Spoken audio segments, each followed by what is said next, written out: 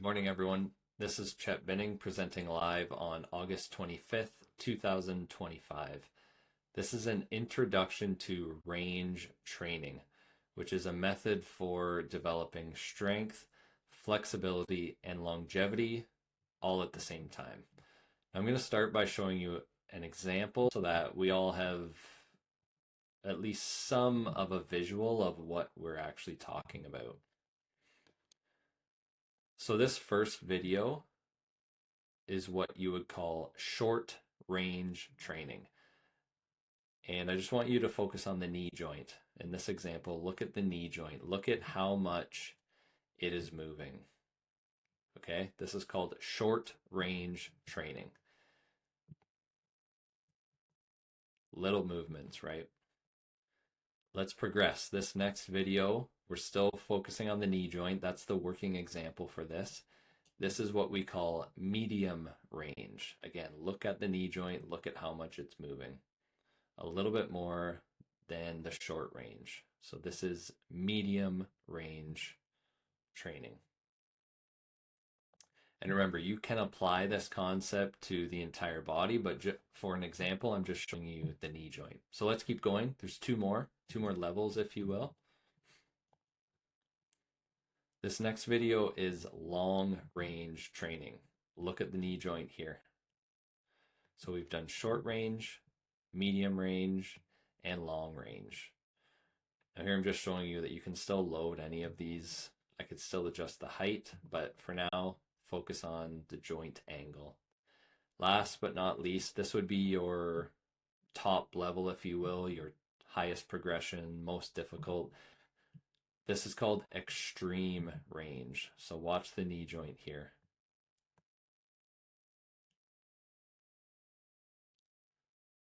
So obviously much more than the other three examples.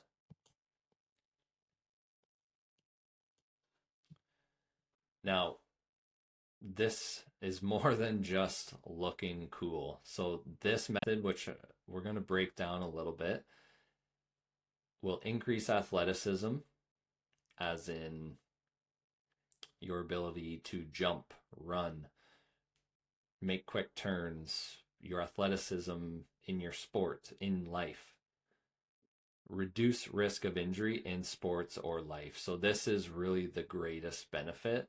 And like I said, we're going to break this down a little bit more. But this is the most important thing for the majority of people, right? Is to reduce risk of injury. Yeah, in sports is obviously great. Even rec sports, I play pickup hockey. Like if I can avoid injury, that's pretty cool. But I think the key here is life. Avoid injury in life, no matter your age.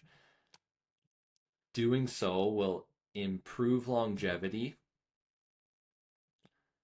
And then the coolest part to this is it's also incredibly efficient. So if you tuned into my first video, we talked about the training. We can call it a methodology known as dense, which is basically where you're breaking your work up into 5 or 10 minute blocks, and you can cram a bunch of work into simply 20 to 30 minutes because that's all the time that most people have for fitness. And that's totally fine. That's where I am right now. About 30 minutes a day, and you can cram a lot of work into that time. It's incredibly efficient. Well, it turns out this range training, which I'm showing you and we're going to talk about a little bit more, is also incredibly efficient. This is the best part because you are increasing both strength and flexibility simultaneously. You can't say that about all types of training.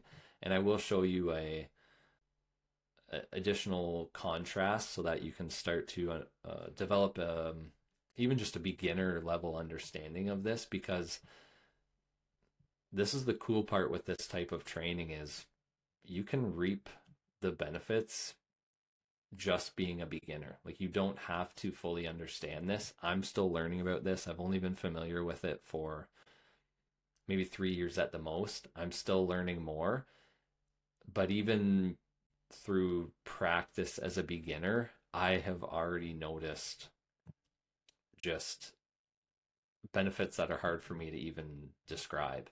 Um, I'll try just briefly because this is important actually. So I had a ton of back issues over the years. Started around the age of 20, continued on and off until just a couple years ago, until I was about, I would say about 31 or 32. My back would probably, let's say, a dozen times over the years. I would say at least a dozen times, seized up. I feel like something popped oftentimes. I'd have shooting nerve pain, and always basically dysfunctional. Couldn't sit for long periods of time. There was many times where my wife had to dress me. There was times after the birth of our first child where I couldn't even pick him up off the floor. That was really the turning point for me. That was when I really dug into this, or I should say discovered and then dug into this range training. I thought I'm supposed to be this healthy guy who is knowledgeable about exercise and fitness, but I don't feel healthy. I don't feel athletic. I feel like I have to be careful in my day-to-day life or I'm going to get injured. And now I'm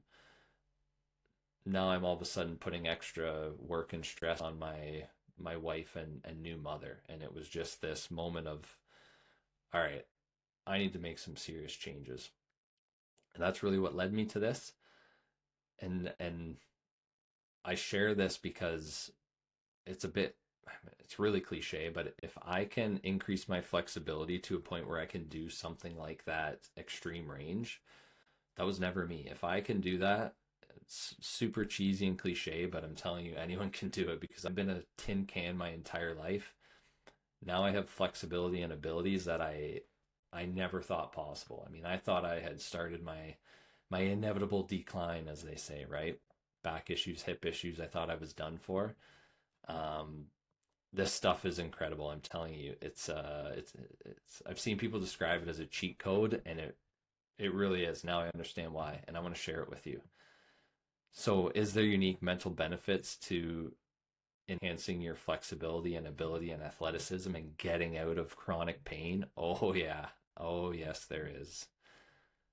And there's definitely some neuroscience to this, that maybe we can get into another time. But the way you feel psychologically after you conquer and overcome long-term pain is pretty profound. So, a couple more details just to help you understand this a little bit more. Not mandatory. I mean, that's a good chunk of information I've already given you. So if that's good for you, maybe that's it. If you want to dig in a little bit more, here it is. So what it comes down to is muscles versus connective tissue, or muscles versus tendons, for instance. So these are two completely different things, two distinct, not distinct because they obviously work together, but two separate structures, if you will, in the body. Obviously, they overlap, but these are two separate things, and we often forget about this. So, muscles versus tendons. Now, I don't love this mechanical example, but it's what I have for now. Maybe you can think of a better one because I know there's this instances. Anyways, let's just think of this old wooden coho, stiff as a board, right? Not much flex to it. So your stick handling the puck, it's not moving. It's just a solid piece of lumber. That's muscle. Think of that as muscle versus the new age composite stick that has insane flexion, etc., from the top all the way down to the toe of the blade. Think of that as tendons, or think of that as connective tissue, okay? So we have our muscles, and then you have your supporting structure, which is your tendons, but it's the tendons that are ultimately flexing, rebounding, allowing you to jump, sprint, turn on a dime, or in this example, transfer force, right? So here's just a simple anatomical visual. Again, you don't have to understand this stuff. You can just clearly see the difference, right? Muscle, tendon, Achilles tendon. And you can, like I said, you can apply this to the entire body. Muscle in your forearm, tendon attaches it to your bone. But remember, it's the tendon that is loading the muscle. So muscles load tendons. Now, if we hop back to the examples here, there's a couple really good feedback mechanisms to help you have an idea of which one you might be doing. So this first one here, and actually a better variation of a short range movement for the knee would actually be backward sled. I don't have a sled, so I'm just showing you this example. But the important thing here is when you do these, your muscle will feel crampy. So if you're doing an exercise, think, does my muscle feel crampy? If you are, then it's probably a short range movement. On the other hand, if you feel like you're experiencing a massive stretch and your body is protecting from rupture, as in if you go further into that, something might snap, this tells you that it is a long range or extreme range exercise. Now this fella here, this is Ben Patrick, otherwise known as knees over toes guy. He's one of the individuals that has really pioneered this concept of range training. Like, this hasn't been around for very long. It really is going to change things for the better. I mean, it already has. We're already seeing some athletes do things never possible before. The cool thing for the general population is we are already seeing people who were told they could never ever jump again, or never run again, or never do this or that without pain, or just have to accept dysfunction. People are reversing that now. So we're seeing what the body is really capable of. And that's the exciting part. And I mean, I'm already experiencing that myself. That's why I want to share it with you. A couple more differentiating details here. So short range, it's actually still extremely valuable for certain things. So it has a high neural connection, which just means that when you're doing it, the connection with the brain is very strong, which makes it good for recovery. So if you blew your knee out and you're trying to recover, short range is actually a really good option. Again, you can apply this to any area of the body. If you have an old injury or a current injury to that spot, short range is where you need to start. Lots and lots of short range, because that is going to pump blood, pump nutrients to that area. So the idea that extended rest for long periods of time until that injury resolves, it's nonsense. You're not going to recover that way. And that's probably why people have old injuries that just they haven't gone anywhere. They're still there. Because this idea of, and once you start to think about it, you realize how silly it is, but this idea of rest and immobilization, that's not going to fix things, right? Well, if you rest and immobilize, what's your body going to do? Well, it's going to immobilize. Why would it do anything different? So increased risk of injury in sports/life. If this is all we do, if this is all we do, you will at some point find yourself in a long range position or an extreme range position. And because you've never exposed your body to that position, something snaps, something's going to give. And the longer we go without exposing our body to these ranges or to these positions, the more likely we will experience such an injury, which is why as we hit the age of 30s, 40s, sometimes even earlier, we start to experience these random nagging aches and pains, and we're like, oh, I'm getting old, it's starting to happen. Well, yeah, it's because we haven't tested the body. We haven't given our body that signal to remain resilient, or that signal to adapt. So you can get pretty deep into this, right? You can see how there's all these different pathways already opening up based on what I've said in this short little introduction video. It's really paradigm shifting. It really is. Here's a good historical example just to help you conceptualize this a little bit more. So back in the 80s, in the doping, we call it the doping era because anabolic steroids were so common. Think about the example of the Olympics, and then think about the quote unquote ultimate example of the 100-meter sprint. So there's the race that Ben Johnson was in. I'm having a brain fart. I can't remember what year, but most of you will probably know. So interestingly, they've now said that at least, I think there was 9 sprinters in the race. At least 7 of the 9 have since that time tested positive, and most people who are familiar with the times and the doping argue that it was probably 100%. It's just those other individuals had better protocols. In other words, they didn't get caught. Now, the point with all of this is at that time, it was really common for these sprinters to tear hamstrings. And it's because muscles load tendons. So they were taking these steroids, which blow up their muscles and make them really, really big. But tendons and connective tissue are slower to adapt. And so they had these great big muscles that their tendons could not support, and things were snapping, things were rupturing. So this is the historical example.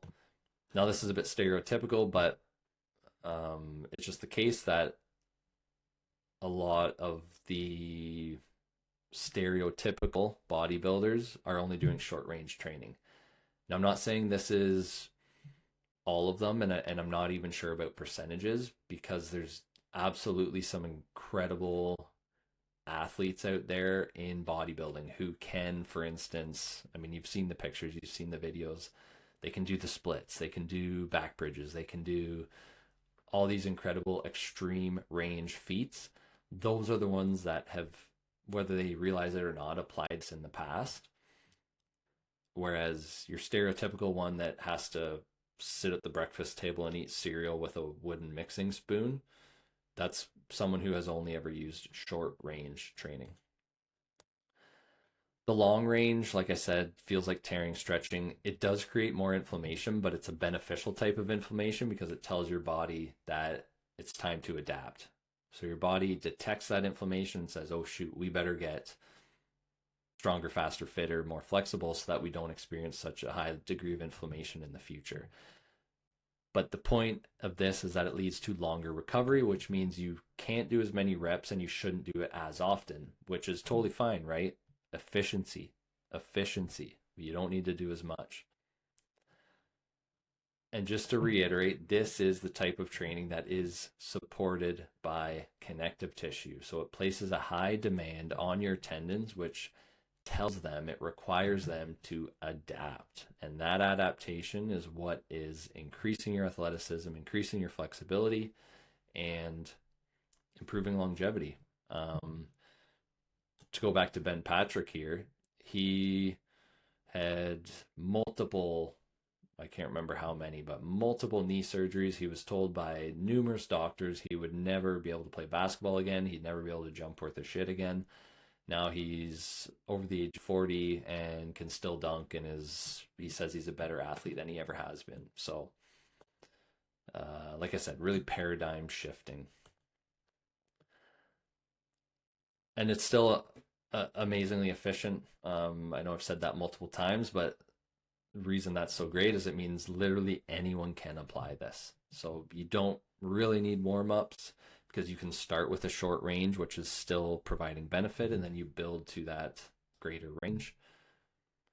It does take longer, so you need to stick with it.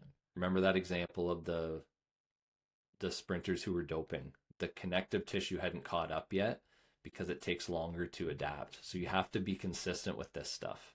I'm still noticing benefits in different areas of connective tissue after 1, 2, 3 years. I thought I had kind of peaked, and then I noticed they kept coming. It takes a long time to adapt. So that's all for now. That's more than enough. Really interesting stuff. I will do more content on this in the near future. If you are an existing client, you already receive many of these tools. So maybe now you'll start to spot them a little bit more.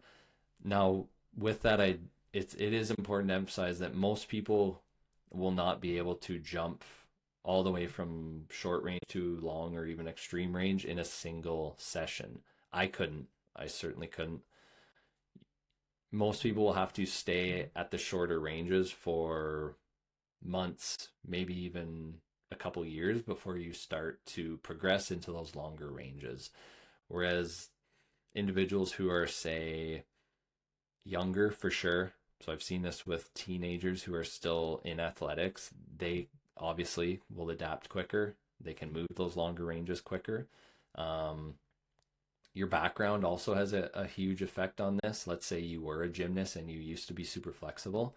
You will adapt much quicker than someone who has never been flexible. Like I have never been flexible. It took me a long time to develop it, but now that it's there, it's actually a lot easier to maintain. So that's all for now. If you're not an existing client, an existing client, and you have questions, interested in services, whatever it may be, the best place for now to contact me would be on Instagram at Brain Ignition. Thank you for tuning in.